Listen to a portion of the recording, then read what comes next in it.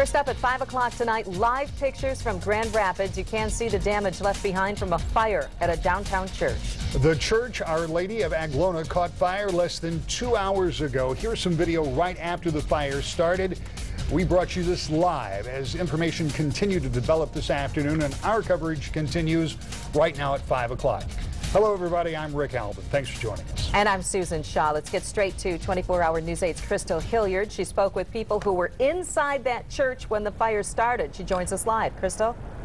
Sue, I want you to take a look at this fire right here. Firefighters are working to kill any hot spots that might still be existing. Now, they started attacking the fire from the exterior, and once they got the water hose in there, they say they were able to put it out pretty quickly. Now, like you said, the call came in just before 3:30 that this church was on fire. When we showed up shortly after that, firefighters were working to put out the flames from a number of different angles. You could really see the smoke from everywhere, including the interstate that runs right nearby. Now, the church officials saved what they could. They got a lot of expensive old religious artifacts out. We saw a number of different people working to pull a lot of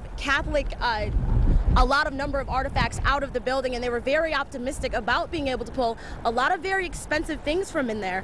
This church was in transition. It was it was put up for sale 2 years ago, and it was just purchased 1 month ago. But this building is about 116 years old.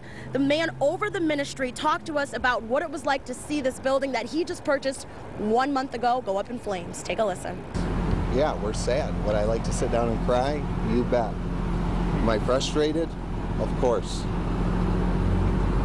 This is life. A lot worse things have happened today.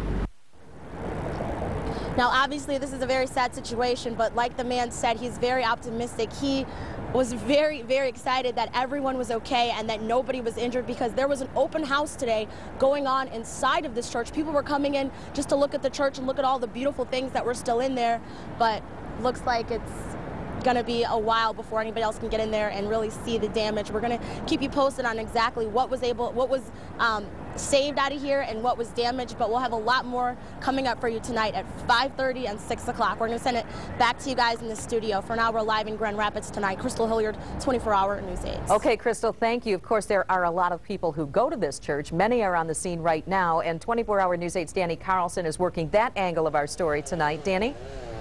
Sue and Rick, this was obviously a very sad moment for many here in the Latvian community, many who have called this church their parish home for decades.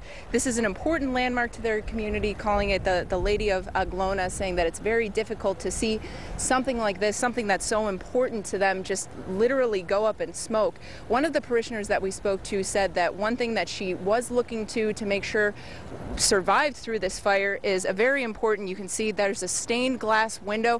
The fire actually happened right above that piece of stained glass, but all the parishioners were waiting to see and hoping that that beautiful piece of stained glass, that beautiful piece of their church history would survive and make it through this fire. Now, although that this church had been sold and it was no longer owned by the parishioners, it was no longer owned by the Lady of Aglona, the last Mass still was scheduled to be held here on June 26th. And this parish has been here since 1961, and some of the people that we spoke to today, they had been, as I mentioned before, calling it their parish home for decades, and it was almost too much for them to see it just all go up in flames. And I was just in that building this morning, and it's can't express it. We're sad enough that we had to sell it. Now it's burned, so I don't know. And as Crystal mentioned, as those parishioners were watching their church, the one thing that they kept repeating was that they thanked God that no one was inside the church and that no one was harmed when that fire did happen. We plan to stay out here, and we'll have more for you on this particular aspect of the story coming up tonight at 6. Live in Grand Rapids, Danny Carlson, 24-hour News 8.